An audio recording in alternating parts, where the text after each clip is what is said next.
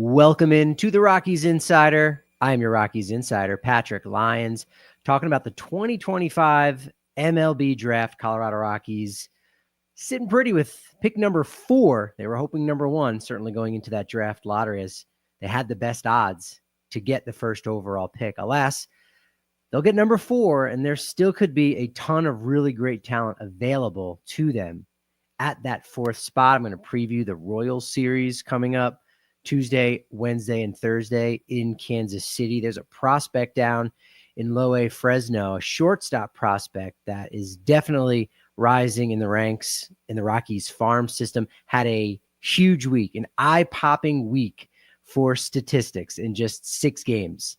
It was impressive, to say the least. A couple other topics out there, like a trade maybe the Rockies could be swinging with a player who's recently designated for assignment. All that, so much more. Let's go into the chat right away. Let Clint Hurdle cook. I mean, he was 1 for 1 with tacos on Saturday with those 11 runs. And then the bats got a little bit quieter over the next 2 games, over Sunday, really, with the doubleheader. And the Rockies, they might be catching the Royals at the right time. Let's start with the series preview with Kansas City. Royals are 9-14, not a great start to their season, a club that did make the postseason last year. They did win on Sunday, but they're 2-8 over their last 10, mostly because they did lose the first 6 games of their road trip, swept by the Yankees, lost the first 3 against the Tigers before winning the game on Sunday. Royals have been better at home than on the road, 6-4 at Kauffman Stadium, and they've been a lot better against teams under 500, 5-2. So they're getting beat by good teams. They're doing well to beat the bad teams. Tuesday, it's going to be Ryan Feltner against Chris Bubic, who, if you haven't been paying attention, has been one of the better starting pitchers in the last year plus. He's got a 1.88 ERA. That's a 5.40 start on Tuesday. On Wednesday, Herman Marquez versus Michael Lorenzen, also 5.40. And then Thursday, we got a little bit brunch in baseball. It's going to be Chase Dollander against Cole Reagan. So Dollander getting another ace, if you will, going toe-to-toe with him. That should be interesting. The Rockies right now have a 10-game losing streak on the road.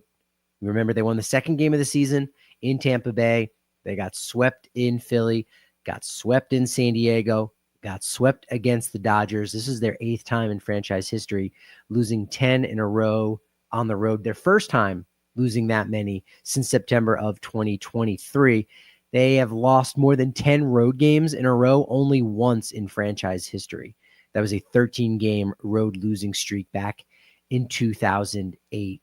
Who do we need to keep a lookout for on the Royals? Who's going to be the world beater that takes the Rockies down and frustrates fans out there? I don't know that there's going to be one other than Bobby Witt Jr., who we know is a superstar. He hasn't really been MVP caliber this season yet. Is this the series that he starts? It very well could. He's still batting .307 with an .847 OPS, but he's been quiet for what you would expect out of a Bobby Witt Jr. Mark Canha, fresh off the IL, has got a .976 OPS. He was a great little trade acquisition from the Milwaukee Brewers this spring training. But Bobby Witt Jr., the base path is where I think this series could be won or lost, and really the Royals can win on the base paths, and the Rockies can lose some games on the base paths. Bobby Witt Jr. has 6 stolen bases, so he could end up running wild on Rockies catchers, who have only thrown out 7 of 31 base runners so far this season. That's a 77.4% success rate against them. So that's pretty darn favorable. That's 16th in baseball in terms of stolen base success rate, so about mid-table, which is fine. But they are 2nd overall and 1st overall in terms of successful stolen bases. So they've gotten a lot of opportunity to cut down runners trying to get that extra base. That being said, there's still a lot more that have been successful stealing bags out there. In the chat, Justin saying, you thinking Chris Bryant is done? I don't know how to define the word done. Will we see him again this year? A lot of people don't think that we will. I think we do. I might have even said last week that we were done, but after hearing that press conference on Sunday, full disclosure, did not go to the ballpark, celebrated Easter with my family, with my wife's family. But hearing the comments, I tend to think that we might get Kris Bryant again at some point. We're not going to get the Kris Bryant that the Rockies thought they were getting back in 2022. That is never going to happen. That is just never going to happen. But will he come back again? I think so. Lux in the chat. Yeah, our catching defense hasn't been the best right now. You had the 3 errors, of course, on Sunday from Braxton Fulford, but second overall in baseball, first in the National League in terms of successful stolen bases against Rockies catching. On the flip side, the Royals have been the best in the game. Rockies catchers have allowed an MLB minimum 5 stolen base all season long. They've been the best in the game. Only one other team has allowed less than 10. That's the Mets. They've allowed 7. So you've got the team that is third best in the game. A lot of teams tied for third best have allowed 10 stolen bases. The Royals at number 1 have allowed half of that.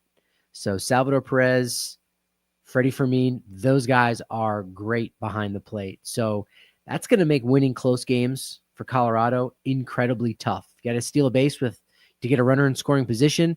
Do not count on that in Kansas City. Should note that Salvador Perez hit his 275th home run last week, or a week ago, I should say. So he's approaching 300 home runs as a catcher. You know, Kansas City sometimes can be a city that is a little anonymous. Like we know, Rockies fans know that Larry Walker was forgotten about for a while. Todd Helton was never fully appreciated to, his maximum while he was in Denver. I think Kansas City can be one of those places as well, but make no mistake about it. Salvador Perez, he's a Hall of Famer, period. Royals have a sneaky good bullpen. Right now, mid-table with a 3.63 ERA, 13th best in baseball. Not a ton of strikeouts, but we'll see against this Rockies team that can't help but strike out 10 in a game every game. So 8.13 strikeouts per 9 for the Royals bullpen, 22nd in baseball. Rockies, 24th in baseball at 7.65. But we saw it in game 2 with Bird striking out the side in his 1 inning of work and Tyler Kinley striking out the side in 1 inning of work. Again, that's at altitude at Coors Field. So there is a strikeout there for Rockies pitchers. I think the same can be said for the Royals, who have a sneaky good bullpen. Let's talk about the big prospect of the week. He was the California League Player of the Week. That's Kelvin Hidalgo, 20-year-old shortstop out of the Dominican Republic, signed back in 2022 as part of that international class for $500,000. And he had an incredible week. He was 10 for 24 with 2 homers and 11 RBI, which is crazy for a week. Sometimes you can have that down in the minor leagues if you get hot. But get this, he stole 9 bases. I'll say that again. He stole 9 bases in a week. Now leads the California League with 12 steals. In the course of those 6 days, he raised his average 141 points. He raised his on-base percentage 135 points, thanks to 5 walks in that series. So Kelvin Hidalgo has been a guy that he was 23rd right now on the Rockies MLB pipeline list, and he's a guy that's going to get a little bit higher going forward, especially as the Rockies do have a lot of younger players that are going to graduate off the list. There's a lot of different rules and a lot of different categories young players can be placed in. Like Chase Dollander is still a rookie and eligible for the Rookie of the Year award, but there's going to be a certain point where he hits 45 innings that he will graduate off of the prospect list. So he'll still be a rookie, but he won't be on that prospect list anymore. And there's a couple guys ahead of Kelvin Hidalgo that are going to graduate. And then I think by midseason, if he continues to play this well with Loe Fresno, there's a good chance that you could end up seeing him in the low teens. That might be a little bit aggressive. And again, he still has 2 major jumps going from high A to double A, which can be one of the hardest in the minors. And then that triple A to the big leagues. We've seen a lot of players struggling with that right now on the Rockies, with Jordan Beck, with Zach Veen, with Adiel Amador. So Kelvin Hidalgo has a long way to go. That's one of the, That's one of the things you have to deal with when you fall in love with a prospect is they can look great at one level, and then over time, their flaws can be exposed. And, doing great in college or doing great at low A, even in high A, doesn't mean a ton. I mean, remember Brian Mundell? I mean, the hardcore fans remember. If you're a longtime guy, you can remember a 50 double season in Asheville, like in low A. Like, this was a guy you go, wow, this is a bopper. That's going to be a future power threat for the Rockies. Never made it to the show. In fact, split time for a period with Roberto Ramos, who looked like he was going to be a guy that could possibly hit 40 home runs in the majors, and both of them never even reached the bigs. That's prospects for you right there. So you never know. That being said, low teens could be low teens by this summer after the draft when things get reshuffled just a little bit. In the chat, do you think what do you think about Bud Black fired in July? Don't know. Really don't know. I was surprised. As I've said, go back and listen to the Rockies Insider, get yourself caught up. I try to, on the podcast, whether it's live on YouTube or just the audio versions that you're listening to the podcast, I try not to just cover the games and just say, hey, this guy did this. Here are his stats, but talk about how things are shifting in the clubhouse or on the 40-man roster, different things that I'm hearing around the ballpark, in the clubhouse, inside Coors Field. So I'm the Rockies Insider. So at least I try to be. But one of the things I did talk about the last couple of days is this idea that I didn't think that they were going to make a move at hitting coach because they didn't do anything after 2023. They didn't do anything after 2024. Didn't change the roster that much. So they were very much fine with sticking to their plan. And I don't really think they have much of a plan, unfortunately. If they're keeping it close to the vest and they've got one that we don't really know of, it doesn't seem to be working out terribly well. Also, it could be that their plan really is just getting through 5+ years. It really could be all about the fact that the TV deal is gone for AT&T Sportsnet, and now it's about paying the bills, not really gaining any traction to move forward and try to put a winning team on the field. It could be about surviving, the loss of $50 million plus annually over the next few years because of the loss of that TV deal. If that's the plan, obviously that's not an exciting one that fans really want to hear, that you're worried more about your bottom line and the money than winning ball games, especially if you're not looking to shift the focus and say, okay, we've got less money to work with. We're going into the season on opening day with about the 21st highest payroll in the game. Rockies haven't been that low in a while. They've slashed $70+ million off payroll in the last 2 years. That's not a game plan that a lot of fans want to hear. Because again, we're talking about a $1 billion industry or a $1 billion company.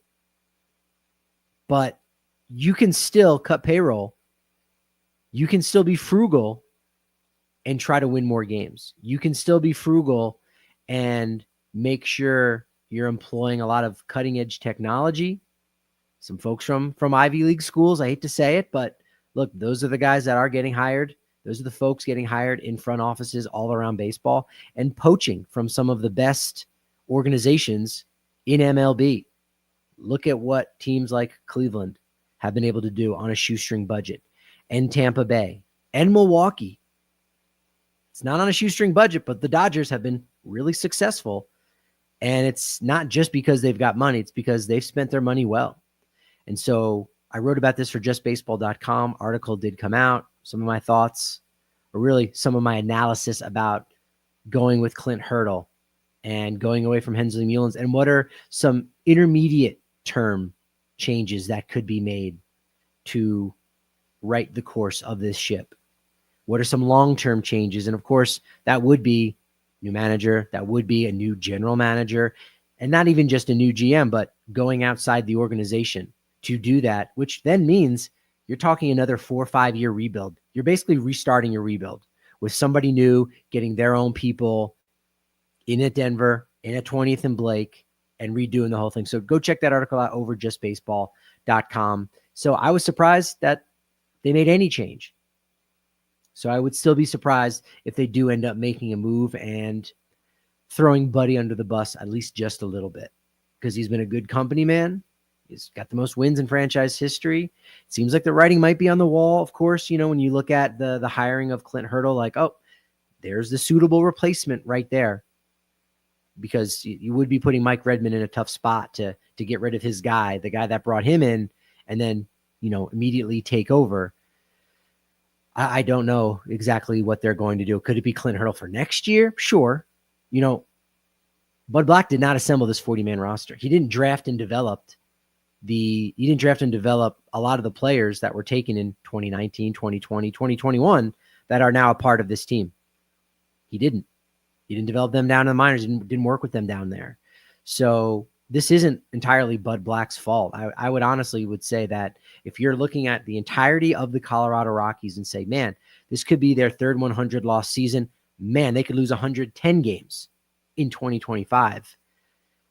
I honestly think maybe 15% has to do with Bud Black. He's not the one making the big decisions about this roster.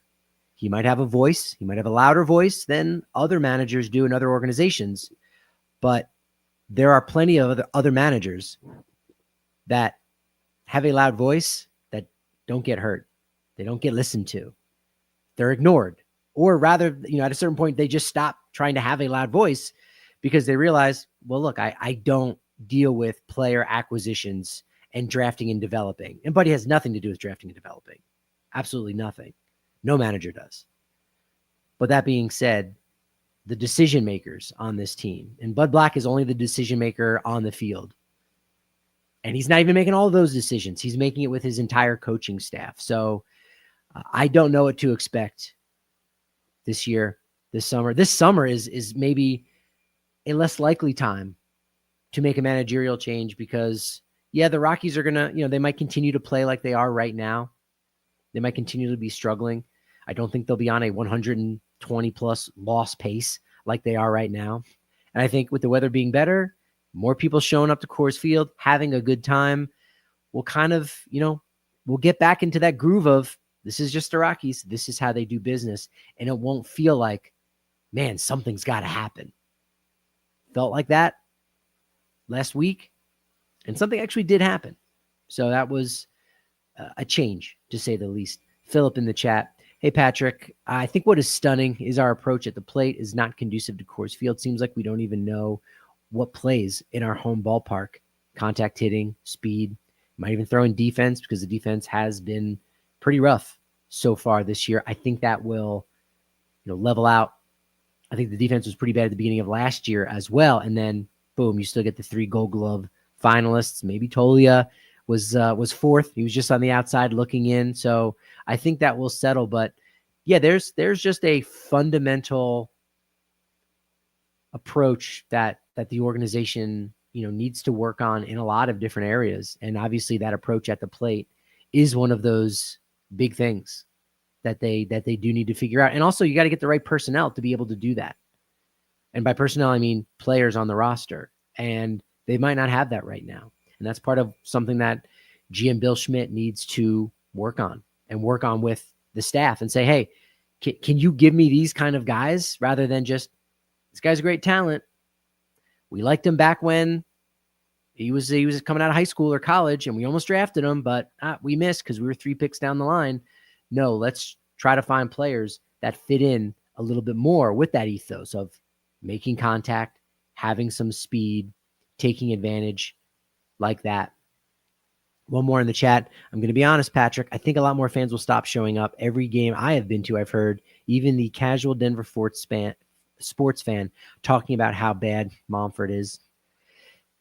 I guess, look, there has been a slow downturn in attendance, but it's still way higher than most people realize that don't live in Denver.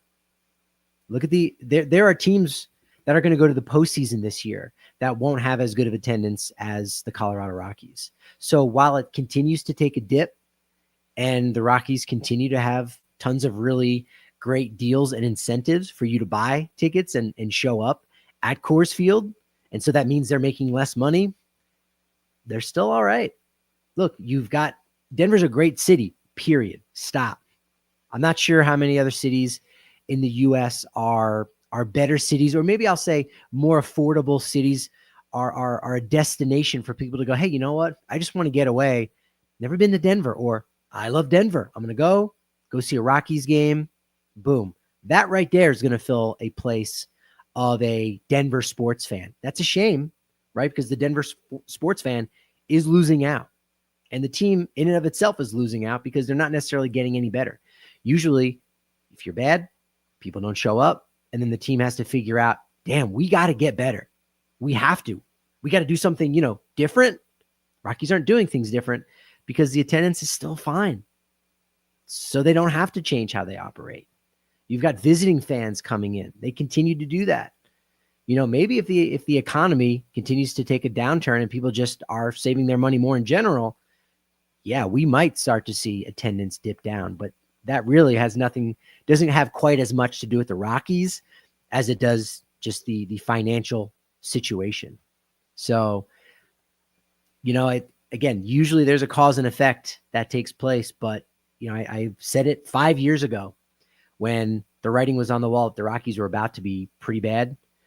I didn't think 100 loss bad, but still pretty bad, that Coors Field in Denver was recession proof. So lean into that. Be bad. Tank.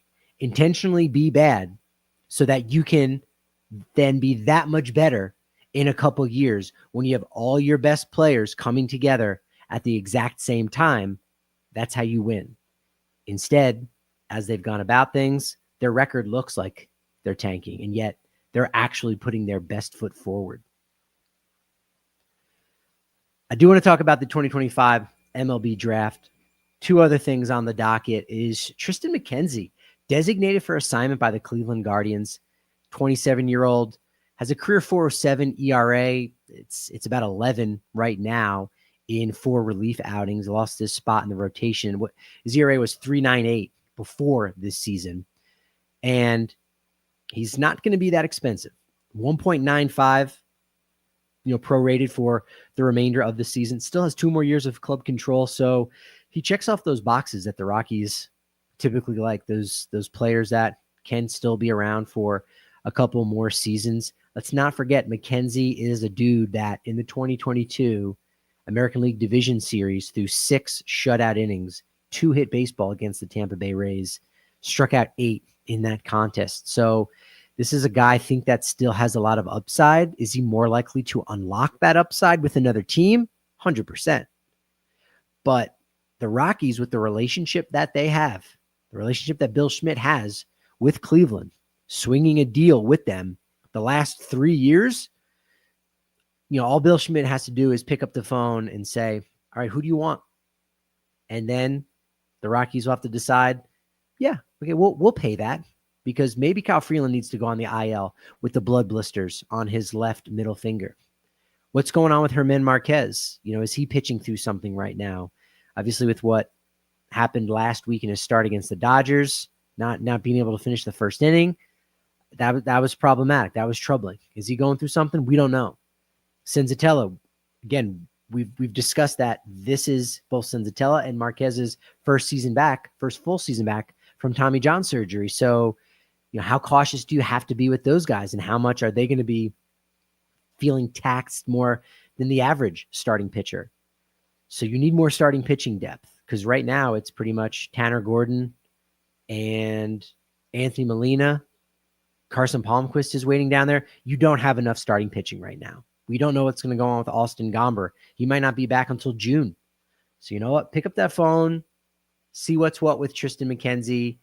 Maybe we'll see him in purple pinstripes next week for the next homestand. That's interesting.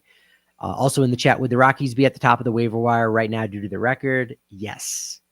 It's reverse order on that. So, they definitely could claim a guy on waivers, but you also have to come together with a deal right now, because these players are, in limbo on that.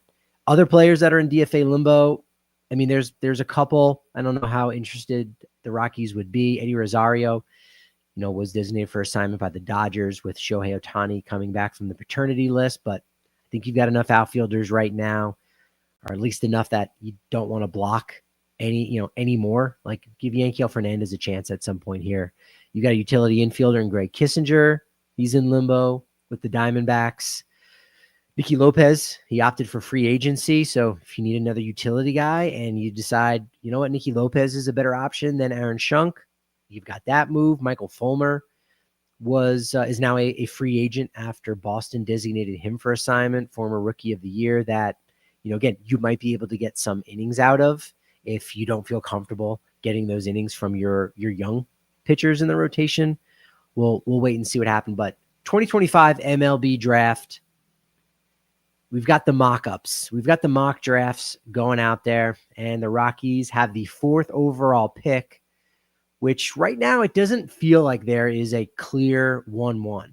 I think Ethan Holliday is very much the favorite right now, but I don't know that he's that much head and shoulders above some of the other options that are out there, that it's going to lock him in place for the Washington Nationals, especially because when you get the 1st overall pick, and with every single pick, you get a certain bonus dollar amount. There's a slot for each pick, and you get so much amount of money. And the first pick is head and shoulders above all those other ones. And then it slowly gets less and less. And even by, the middle or the bottom half of the first round, those picks it's negligible, the difference in money. But with that 1st overall pick, $9+ million, you could decide to take a guy that is, let's say, expecting to go 4th overall and say, well, we'll give you $8 million. Maybe you can even get 7.5, because that's how much you were probably going to get. And now you can at least have the prestige of being the 1st overall pick. So you give him $8 million, and now you can bank that $1.5 million that you didn't use on that player. And now with your 2nd pick, however far down the line that is, you can now go and get another player that much better. So you can get the 4th overall player, and then you might even be able to get like the 18th best player in the draft at pick number 30 or wherever you might be. That's part of the power that comes with getting the 1st overall pick. That was part of the power in the tanking strategy back during the 2010s and even in the late 2010s when the Baltimore Orioles were doing it. Is you say, hey, we don't even need the best guy. And frankly, we think that this player could be the best in the draft. So he's 4th or 5th for a lot of people. We'll give him less money than the first pick is worth. And now with our next pick, we'll go get another guy that is a front of the first round player. So you know what? If you don't believe that Ethan Holliday is head and shoulders above the rest, kind of like Paul Skeens was in 2023, then you go with one of the cheaper options, which does mean Ethan Holliday could slowly but surely fall to the Rockies' 4th overall. Now, he is an 18-year-old shortstop from Stillwater, Oklahoma. Obviously, the brother of Jackson Holliday of the Baltimore Orioles, son of Rockies legend Matt Holliday. He's a player that's got good range, but a lot of people see him more as a future third baseman. Doesn't mean that he might not be able to come up as a shortstop, kind of like Manny Machado was at the beginning of his career when he was with the Orioles, but eventually shifted over to third base. And we know Machado is a perennial Gold Glove Award candidate, and his defense would be great over at third base. Ethan Holliday, that is. He only just turned 18 in February, so it feels like he's almost on the younger side, and yet still has this incredible polish.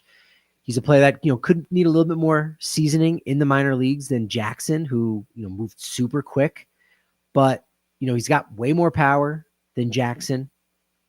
There's less risk with his power than Jackson, but probably more risk with his overall hit tool. So, is he the best in this class? I think so.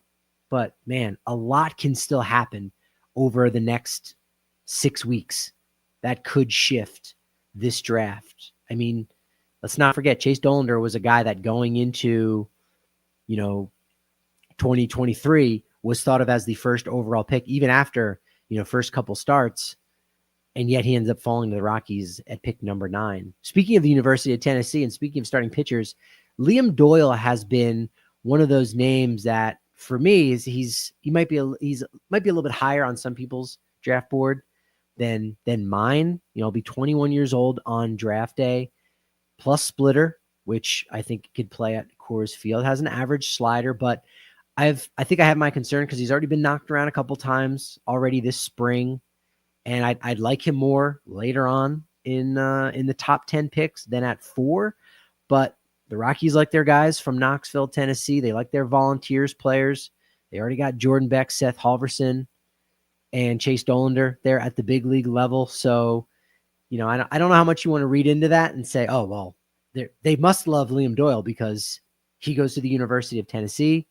No, not exactly. But, could that be a tiebreaker? Oh, yeah, absolutely. Especially if, Todd Helton's going out to see him and a lot of those other Tennessee guys are barking, in the ear of Bill Schmidt and Mark Gustafson, who runs the draft.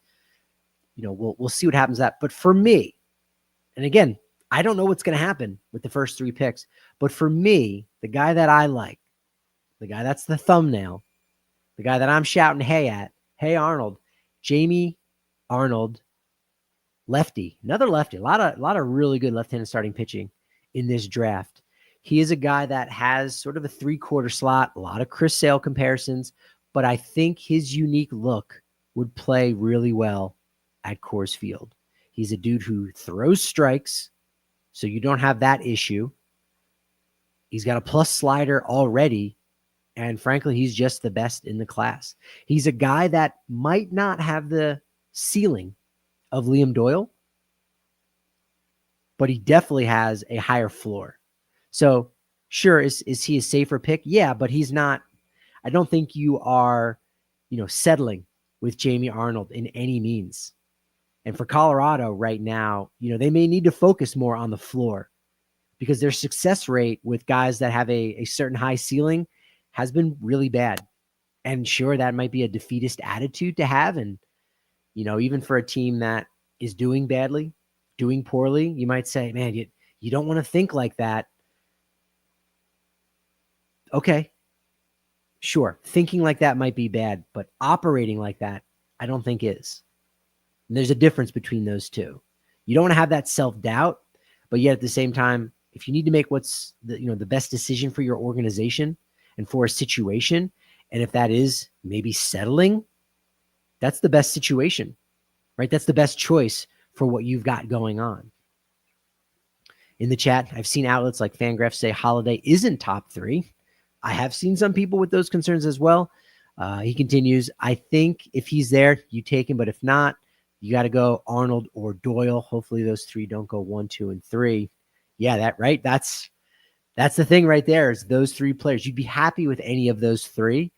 And yet if one of them isn't there for you, who do you get? And at that point, again, we don't know who the 4th best guy is going to be. Some folks think it's going to be Ava Arquette out of Oregon State University. I don't, but he's a player who, thanks to the good old transfer portal, came over from the University of Washington, and Oregon State has kind of a weird schedule because the Pac-12 doesn't really exist, so it's hard to gauge. It's not like a true major conference schedule, so it's hard to gauge some of the success that he's had. He's also a player that is big like Ethan Holliday and may end up needing to move over to third base. He's an average runner. He'll be 22 in October, so average age of a college guy. I'm not over the top with someone like him. There's a couple shortstops that are out there. Gavin Killen, of course, from University of Tennessee. If you want to go that route, I think that might be a little too high. At the 4th pick, Merrick Houston from Vanderbilt is a plus defender. I know Keith Law of The Athletic really likes him. His powers really stepped up in the past year. Already has more home runs than he did in 2024. So he's a guy that already is a plus defender. And yeah, on one hand, you go, we already got Ezekiel Tovar there. Sure. But if you're selecting the best player available and this guy is it, you take him. You figure that out later. I mean, look at Adiel Amador. He was a shortstop coming up in the minors. And you go, oh, this is a guy that maybe you should trade because he doesn't have a spot on the field. No, he ended up being much better suited for second base. So, you can't really predict. You're looking 2-3 years down the line for college guys. For high school, it's probably more like 3-4 years. And 3-4 years is when they make their debut. But they really might not hit their prime in 2 or 3 more years beyond that. So for college guys, we're talking 5-6 years down the line. And Tovar's, not signed until, he's not signed for another decade plus. And by that point, you don't even know what you've got. So you don't want to worry about those things, right? Shortstop maybe is the one spot that you would feel comfortable saying in 5 years from now, we know Ezequiel Tovar is going to be there. 5 years from now, I think we know Chase Dollander is going to be a big part of that rotation. Is he going to be the ace? Is he going to be more of a number 2, number 3 guy? I don't know. But right now, you don't need to look at this team that could be losing 100 games for the third consecutive year and say, well, you don't want to draft a guy at that position or that spot. I don't think you can really say that anywhere. There's a couple guys, down the line that I think could maybe end up sneaking up. I don't know if they could sneak up as high as 4, or again, maybe the Rockies are aggressive from the perspective of taking a guy early, signing them below slot value to give that money to somebody else. And again, trying to get more quantity than quality, right? Trying to get 2 guys that are in the top 30 versus 1 guy that's a top 10.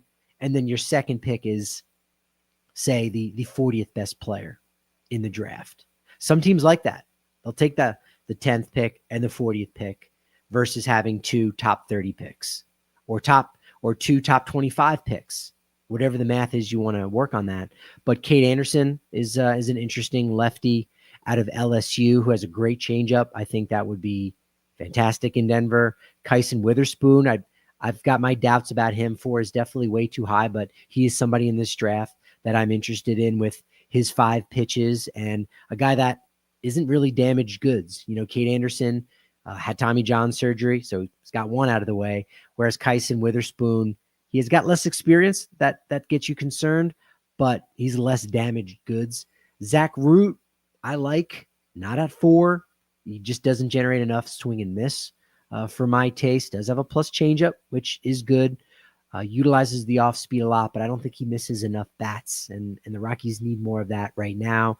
Riley Quick out of Alabama, he is a sneaky good candidate that I could see possibly climbing into the top 10 and then maybe getting scooped up by the Rockies 4th overall. Quick is out of Alabama, had Tommy John last year. Razorbacks are being very cautious with him, so you like to see that. Already up to 99 miles an hour on his fastball. Big problem is he does struggle to find the zone. Tyler Bremner, I know going into this year was very much a guy considered within top 5, top 10 picks at the University of California, Santa Barbara. He's got easy cheese in the 90s, 3+ pitches. I think he could end up being a favorite, especially if Ryan Spilborghs, who's also a gaucho, ends up getting in somebody's ear. But, it's going to be interesting. With that 4th pick, the Rockies could really help themselves a lot. We don't know about Charlie Condon with that wrist, and his growth has, unfortunately been stunted. You could almost say he's lost a year with the issues that he had with the thumb at the end of last year, and didn't really do much with High A Spokane, and with his start this year. By the time he hits the ground in 2025, you'll go back and say, really, he hasn't been healthy since the end of the 2024 college season with the University of Georgia. So Rockies, just like every year, they've got to nail this pick down. We still got 6 more weeks until we find out what's going to happen with that pick and where they might be leaning. But ultimately, with pick number 4, it's going to be a lot about what the teams in front of you end up doing. And it seems like every year, the top 3 guys don't go top 3. Top 5 guys don't go top 5 because clubs get creative. They'll sign somebody a little bit down on the draft board or a little bit down on what's predicted for that player on the draft board, save a little bit of money, and utilize that later on in the draft to maybe convince a really good high school player to not go to college, to forego that commitment, and then you get 2 first-round players despite needing to use that second pick deep into the second round. Teams get creative that way, and that allows for more opportunities for teams like the Rockies to get arguably the best player in the draft at number 4. If Ethan Holliday is there, you best believe that the Rockies will be happy to draft another Holliday. That would be great. That would be certainly a terrific story to have. And when I talked with Ethan last year, he said he loved Coors Field. He thought it was just a beautiful ballpark. And he wasn't quite around with Matt because he's a couple years younger than Jackson. So he doesn't. I don't think Jackson really has too many of the memories because he was so young of 2007. But Ethan has even less, and there's not even photographs of him as a baby at Coors Field when Matt was a member of the Rockies in that same way as it was for Jackson. But still, another Holliday coming to Denver. Crazier things have happened. If you're looking for some crazy things on social media, at Patrick D. Lyons, MLB, everybody in the chat, appreciate you. I thought this was going to be a 25-minute episode tops. We went long, but that's a good thing. So I appreciate everyone from Lux to Philip to Justin. Love you guys. Thanks for that momentum. Give me a little bit more momentum by throwing me a subscribe over on YouTube or rate wherever you might listen to this on the podcast side of things. Appreciate that momentum. But as I like to say, momentum, it's only as good as your next day's show. So, of course, I'll talk to you then.